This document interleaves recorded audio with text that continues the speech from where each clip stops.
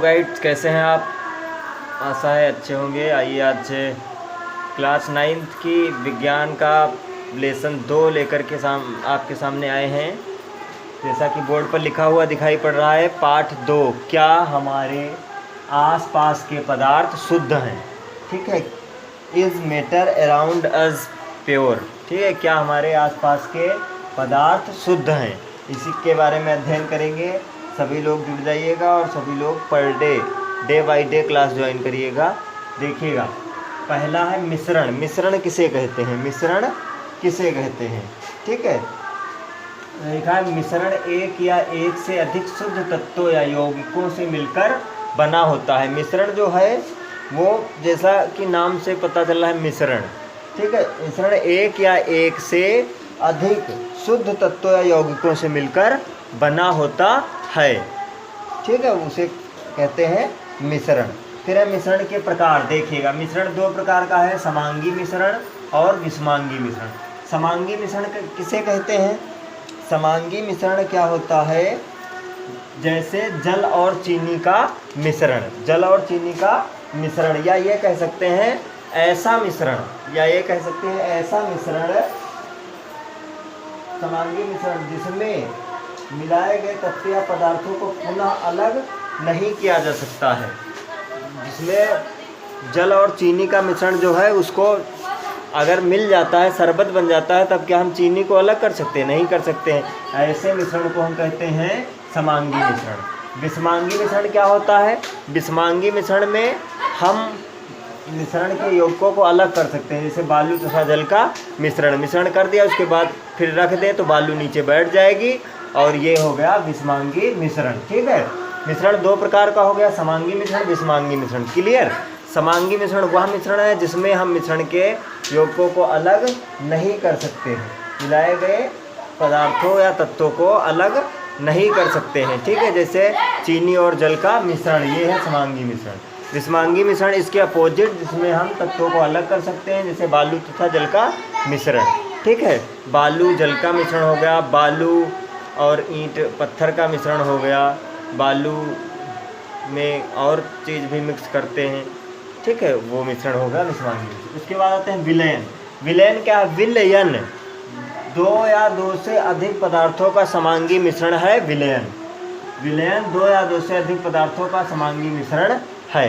ठीक है, फिर विलयन 2 प्रकार का होता है। विलयन को 2 भागों में बांटा गया है, विलयन को 2 भागों में रखा गया है। नंबर 1 विलेय, नंबर 2 विलायक। विलेय क्या है?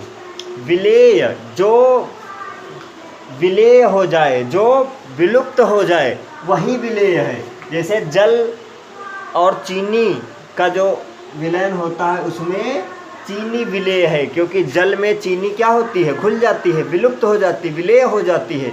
इसीलिए जल और चीनी के विलयन में चीनी विलेय है, चीनी विलेय है। और जो अपने आप में विलुप्त करता है वो है विलायक। यानी जल जो है वो विलायक है और चीनी विलेय है, चीनी विलेय है। क्लियर? अब आगे बढ़ते हैं, स्टेप बाय स्टेप समझते रहिए। अब है आगे आपका निलंबन। क्या है? निलंबन। निलंबन एक विषमांगी मिश्रण है जिसमें विलेय पदार्थ कण घुलते नहीं हैं, बल्कि माध्यम की समिष्ट में निलंबित रहते हैं। ये निलंबित कण आँखों से देखे जा सकते हैं। ठीक है, निलंबन में क्या होता है? निलंबन एक विषमांगी मिश्रण है। निलंबन एक विषमांगी मिश्रण है।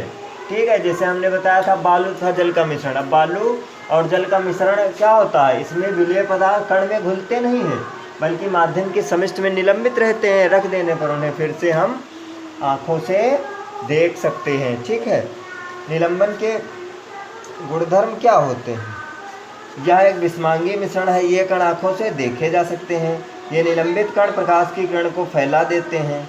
जब इसे शांत छोड़ देते हैं तब ये कण नीचे की ओर बैठ जाते हैं, अर्थात निलंबन अस्थायी होता है। छानन विधि द्वारा इन कणों को मिश्रण से पृथक किया जा सकता है, जैसे बालू और जल का मिश्रण।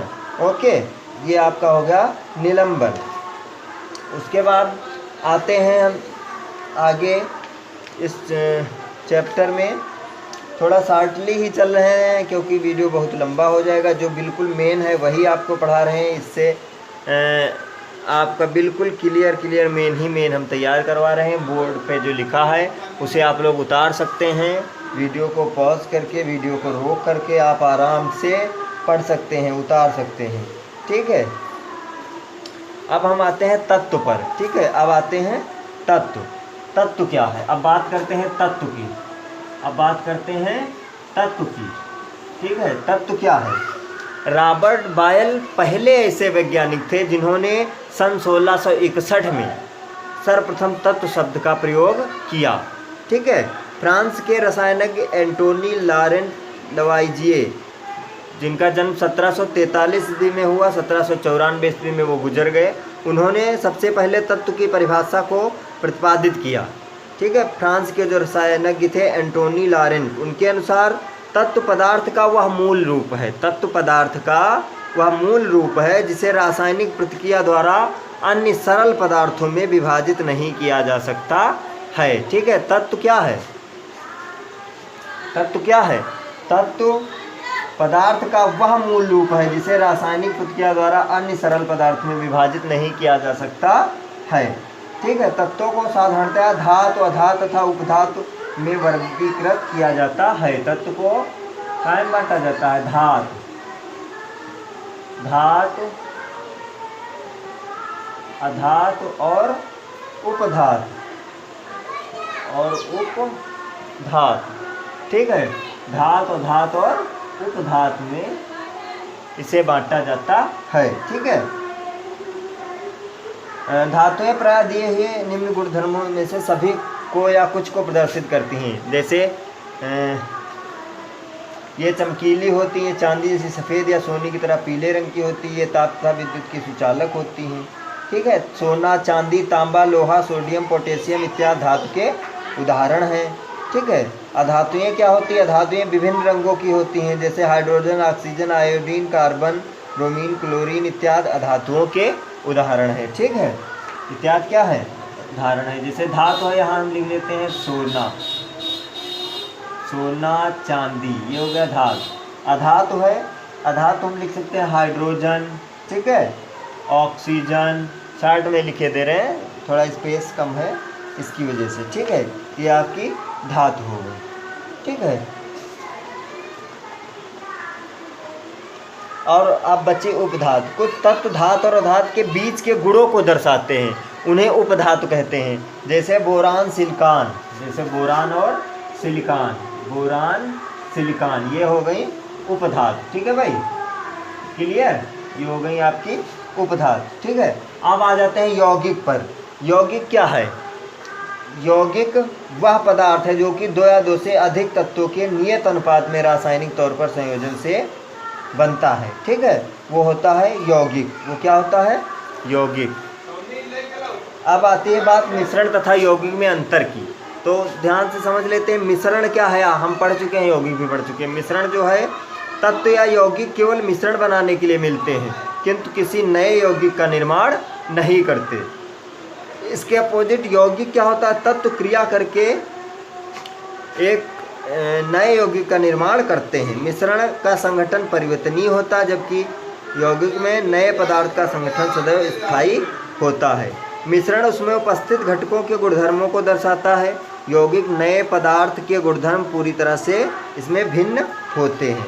ठीक है, ये आपका मिश्रण था। यौगिक में कुछ शार्टली डिफरेंस हो गए और बाकी आपका लेसन शार्टली हमने समझा दिया, यहीं पर पूरा हो रहा है। दोस्तों, वीडियो पसंद आया हो तो लाइक ज़रूर करें, अपने दोस्तों के साथ फेसबुक व्हाट्सएप पर शेयर ज़रूर करें, और जो लोग चैनल पर पहली बार आए हैं वो चैनल को सब्सक्राइब करें ताकि नए वीडियो हम जितने डालें आप तक सबसे पहले नोटिफिकेशन पहुँचे।